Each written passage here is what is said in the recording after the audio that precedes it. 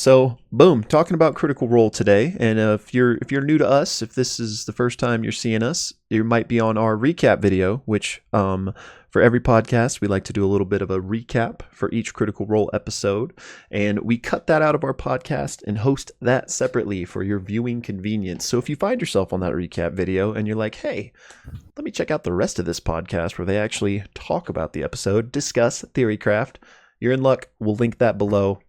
Check us out. But without further ado, let's jump into said recap. And it was episode 23. Is that? Yep. I believe. Yep. To the Skies. To the Skies. Oh yeah, we got the title out. Yep. All right. So yeah, episode 23 of Critical Role, To the Skies. We pick up basically with the party at the end of last episode had made their way back to the Spire by Fire and are essentially taking a long rest. But before that concludes, Travis lets us know that he's got a little business as Chetney that he wants to take care of. So Chetney sneaks out of the Spire by Fire and heads to the Prism Emporium. And he's being real stealthy about it. He's got like his cloak up, avoiding people. And he gets there, and is this the place, by the way, that he bought the chisels from earlier, like to replace? Yes, and like okay. That's what I thought. He like wrote the person's name down because they charged him too much or something. Yeah. So he's now making his way back there, and it is closed. The front door is locked, but there are lights on inside. And he notices that there's like an awning nearby on the side of the building. So with a successful like athletics check, Chetney is able to get up on the awning and then get up on the roof of this building. And he actually goes into the chimney and shimmies his way down it with a natural 20 and is able to, not get stuck, first of all, but also not make too much noise, and makes his way to the bottom, avoids the fire, and then kind of continually being stealthy makes his way through the shop. And he can hear a rummaging coming from a little bit, further in. And that rummaging is none other than Tuyen Otwana, which hopefully pronouncing that correctly, who is the said clerk that we were just talking about that Chetney had seen in a previous episode. And they are basically closing down the shop for the night. Chet rolls another natural 20 to basically like ominously announce his presence and says like, I'm sorry, the door was closed. And Tuyen just begins to like freak out, and Chetney starts like throwing his voice around different parts in the room and makes an intimidation check and kind of growls just to scare her. And she begins just like apologizing profusely because Chetney's like, you should be charging more fairly for your wares. Like a shop should be a safe place to come. And so she's just freaking out. She's like, I'll make it better. Like, please don't hurt me. Like, I'll charge fair wages, anything you want. And Chetney says, the old me would have just hated you from afar, but now like the new me wants revenge. And with that, he transforms into a werewolf, and she screams and basically makes her way for the door. But Chet takes a swipe at her, actually deals, I think, 9 damage, and like her blood splatters against the wall as Matt describes it, and she's like screaming in pain. And I think Matt even asks Travis, he's like, hey, how far are you going with this? Like, are you holding back? Are you going all the way? And Chetney's kind of like, it is what it is. Yeah, he's like, yeah. And so she's freaking out, and he activates his Crimson Right, which will make his flames or his claws flame up with power. Yeah. And so he says he uses that to cauterize the wound he just caused on her. And he says, like, now I'll know how to like recognize you and find you, and I will be back. And with that, he leaves her a healer's kit next to her, and then he darts for the door. But Travis like rolls really low on his, I don't remember what kind of check it was, like an athletics check or something. He wanted to bust through the door. Yeah, so the door's locked. Naturally. And so he rolls to bust through it, but he rolls poorly and just like slams into it and falls back down. And then he awkwardly is like, you got the key. So she gives him the key, and he unlocks it and leaves. And there's like this crowd forming outside because she's been screaming and there's been all this commotion. So Chetney immediately goes invisible and makes his way back to the Spire by Fire and ultimately to bed. So amazing little like vignette we got to start the episode. Yeah, of Um, Travis the serial killer. yes, we'll discuss that more later. Yeah. But so now morning comes, everyone's successfully gotten a long rest, and the party basically convenes and kind of has some quick discussions. First and foremost, they have nominated Fern to be like their official item keeper, both like in game and above table, kind of like the one who's going to be in charge of keeping track of things. And because they're talking about items and stuff, they basically spend like the next hour, it felt like, or at least a good chunk of time, messing with this portable hole and figuring out all of its capabilities, how they could kind of abuse it in different ways. And they basically come to learn a few things. One, that the oxygen inside is limited. And I think there's about 10 minutes of oxygen, they said. That people inside the portable hole can hear what's happening outside, but the people outside cannot hear what's happening inside. And also that Imogen's telepathy also does not like work cross hole barrier or whatever we want to call it. And finally, they do test a piece of rope hanging in it and then closing up the hole to see what would happen to the rope, and it does get sliced. So a no for being in the surface of that when it closes. So after they do all that, Orem then presents Chetney with the horn that they bought from Marwa's, thinking it'll be best suited in his hands since he likes to go invisible and scout ahead, and he could use that to alert them if he finds something. So Chetney thanks him for that and uses this as an opportunity to present Orem with a gift of his own, and the gift that he has been carving for him.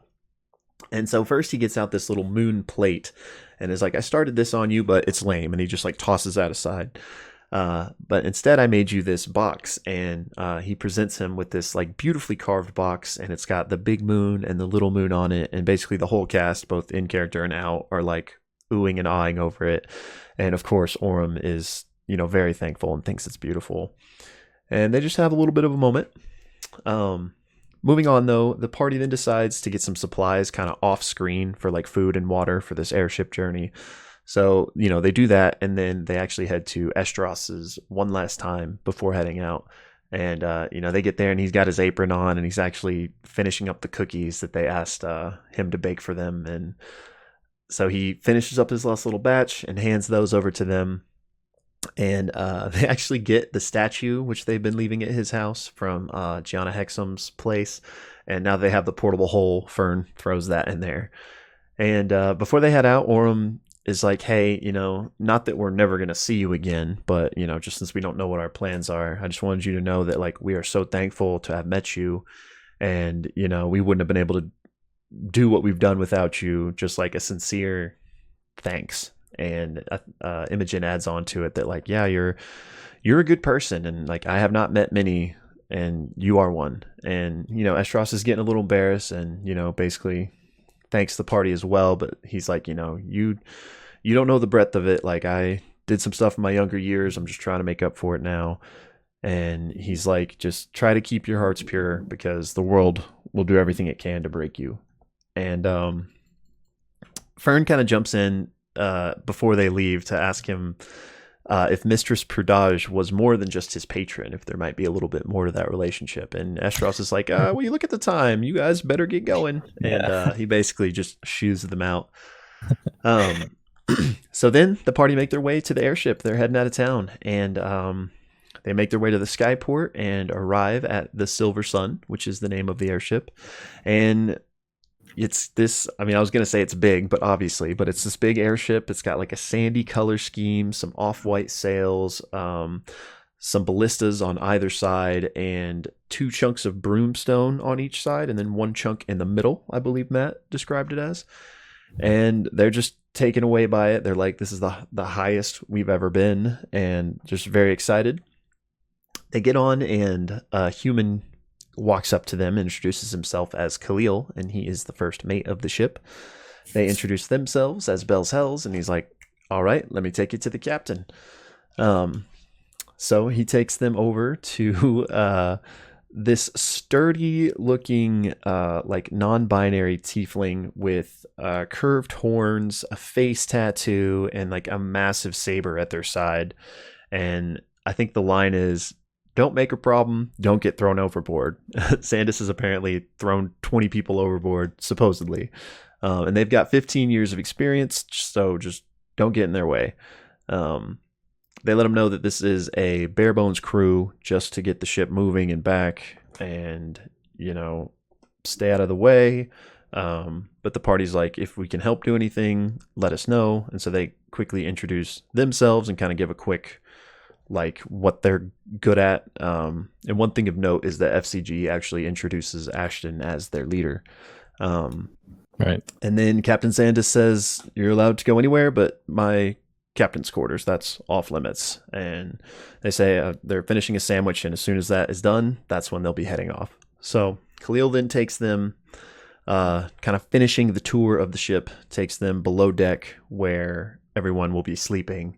And on the way, they are also introduced to Denalia, who is this timid bugbear and is also the chef of the ship, and also a couple deckhands, Tirana, who is a dwarvish woman, and Gordy, who is a male Goliath. Khalil's like, I'll show you how to operate the different parts of the ship once we actually get going, but for now, that's the tour. This is where you'll be sleeping. We're going to be heading off soon. So the party then heads up deck as well to see things actually set off. And Imogen and Laudna both are prestidigitation, setting off some fireworks as the ship takes off. And that's basically where we go to break. Yeah. So coming back from the break, Xandus he's just a character. He has this really funny accent, and even Fern is like, yeah, where are you from? What's that accent? And I can't remember where he said, I think it was the continent, with the letter I. Asilra? Is that what he said? Asilra. Yeah, he says Asilra. But they're basically, it's going to be a 5 days travel. So they're kind of just, chilling out, waiting for them to finally get to Bassaras. And there's a variety of different conversations that happen. Imogen sort of mentally talks to Ashton, who's looking over the deck kind of in the distance, and just says basically hey, you're from where we're going, right? What made you leave?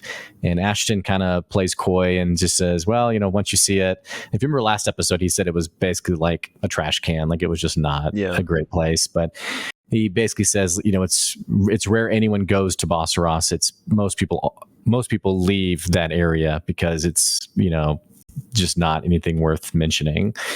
There's a couple of things that happen. Orem, Liam O'Brien, just being such a cool solo role player, has this moment where he ties a rope onto the ship and then ties it onto his ankle, and then in this very agile way kind of practices. I can't remember if he was going on the rail of the ship or if he was actually going off the side and wall walking or something. Oh, I'm not really sure. I assumed it was the rail, but that would be really cool if that's what he was doing. Well, it was something, and then Gordy's like, that's super dangerous, right?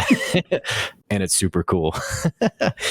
So they have just, kind of a conversation there. And they do see in the distance these lights that collect into what seems to be a large city. I think it was Gujar Sarai or something to that effect. I wasn't sure how to pronounce it. Your guess is as good as mine. But it's called the Green City, and they think of themselves as sort of like the people in charge in this area, in the Hellcatch Valley. And Matt points out that actually the crawlers, which are sort of a sub-faction within the city and around the city, that he also describes as being very Mad Maxian, that they don't believe in any kind of centralized authority. And really the Green City sees themselves as the leader really through the name alone. I think the first day goes by relatively normal. The second day, they see in the distance, I can't remember if it was like a mountain range or something to that effect, but they see another trail of lights that collect at another small city called Kingsfall. Xandus doesn't know why it's called Kingsfall. Ashton asks Matt, hey, would I know why it's called Kingsfall? He rolls a history check and rolls like an 8, and Matt's like, no, sorry. So they're getting like these little spots, these little interesting landmarks that maybe they'll revisit at a later point. But in the sake of the journey, there's not much happening with those locations. They also find themselves in the Rift, which the Rift is the portion of the Hellcatch Valley where sort of like the lush forest of the Odiran Wilds falls off into the Hellcatch Valley. And the way Matt describes it is that, when the calamity happened in Exandria, hundreds of years ago, that this portion of the Hellcatch Valley is where it literally like dropped 300 feet and became kind of a barren wasteland. And so that's why it's called the Rift. And there's sinkholes all over the place that seemingly create like these collapse of earth and sand, and then strangely enough will fill up at a later point. And also Matt points out that there's sinkholes that are labeled on the map, that they see that aren't on the map. And Matt even offers to write them in onto the map. Presumably that the map was created before these sinkholes appeared, or that there's something shifting about the Rift. Yeah. All this to say, I think it's FCG who's like doing watch or something, and he rolls an 8, and Matt's like, okay. And Orum's talking to Gordy, and they see something in the distance, something in like the shadow of the horizon. And it is something called a Skarath Hunter, which the best analogy I think of is like a fierce manta ray that wants to fly and kill you. Yeah. If you've played the Burning Crusade in WoW, like in the Outlands, like the manta stingrays, they're a lot like that. Yeah. But these Skarath Hunters basically zoom in with lightning speed, and combat begins. Without getting too in the weeds of combat, it lasts a few rounds. The coolest thing about combat is, for the first time, we see some really unique abilities that we haven't seen yet from our adventurers. Ashton does something really cool, like the crystals in his head become clear and translucent and kind of like whirl up. And he creates a portal in front of him that he can swing his hammer into, and then the portal appears like 10 or 15 feet away, and the hammer goes through it and hits one of these manta ray hunters.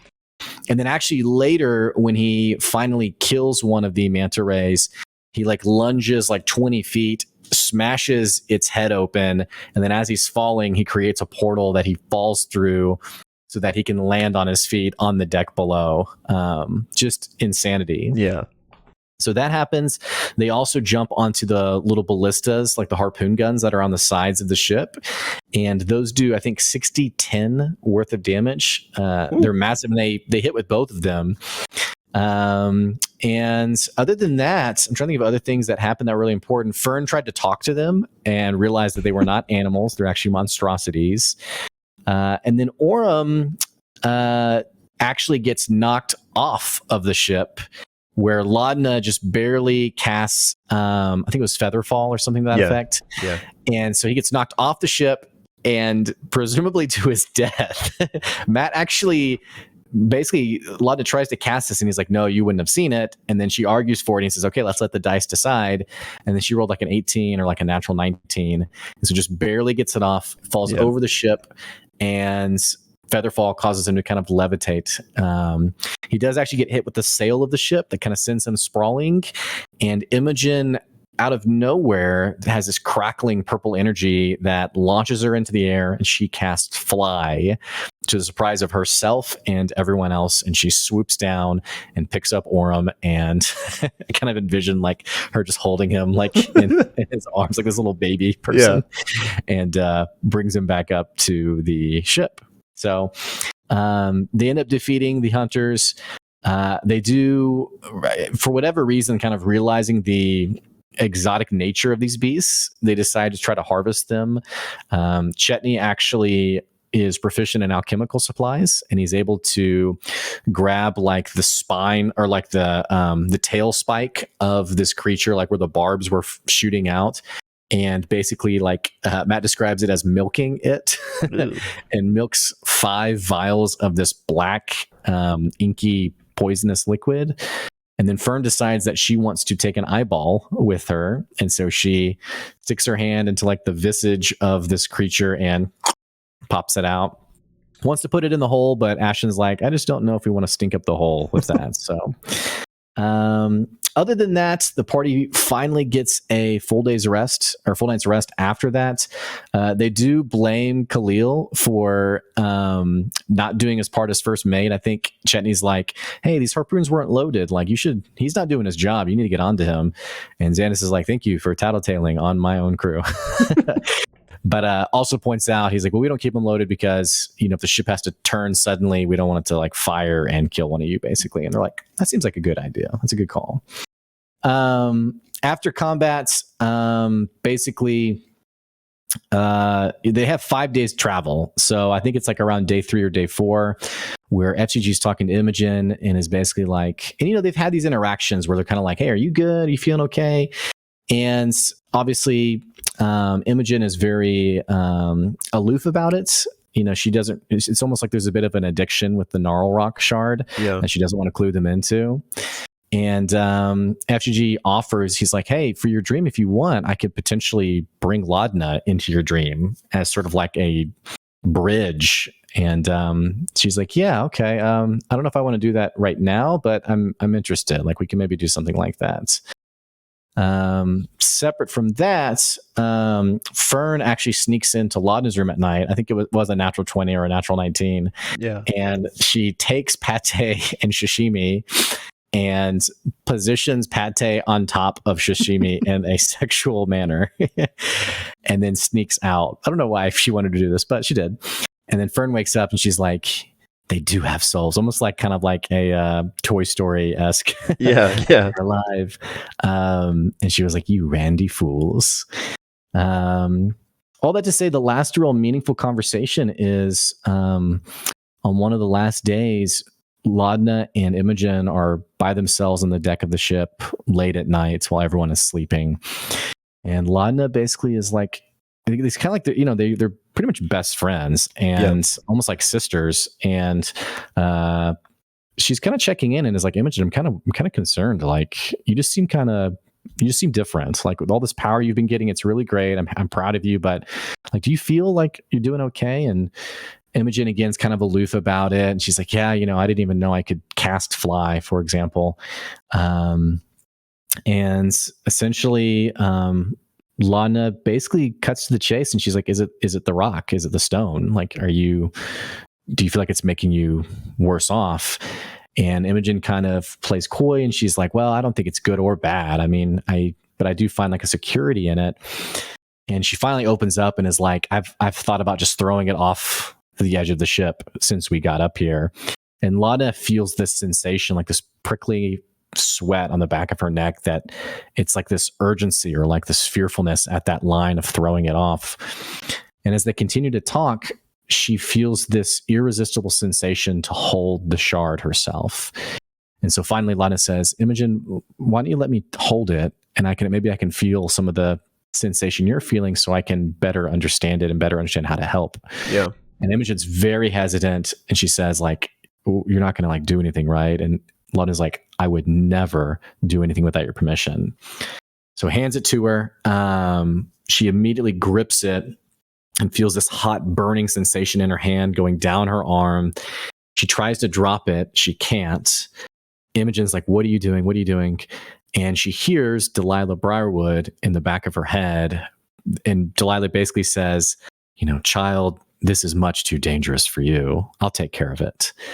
And the rest, this is such a cool scene. The rest of the cast is all just like, what is going on? Matt describes the energy. It feels like kind of like a heartbeat crawling up her shoulder, and then this warm heat resting in her chest. And then she opens the stone. She tried to let it go. It wouldn't let her. She finally opens the stone, and it is dull and absent of any energy and actually shattered in her hands. And Imogen is like, what did you do? And in the first moment of division between them, she says, you lied to me. And then she basically says, I'm going to go to bed. And Laudna, left alone, goes to the end of the ship and is basically to Delilah, what did you do? And Delilah says, I took care of it, and thank you. And that is where episode 23 ends for Critical Role. Oh, emotional ending. Dude, amazing ending. So, hey, that's our recap. If you're checking out the recap video, click on the link in the description of the episode to see our full discussion. Having said that, all right, here we go again. I hated it. What did you think?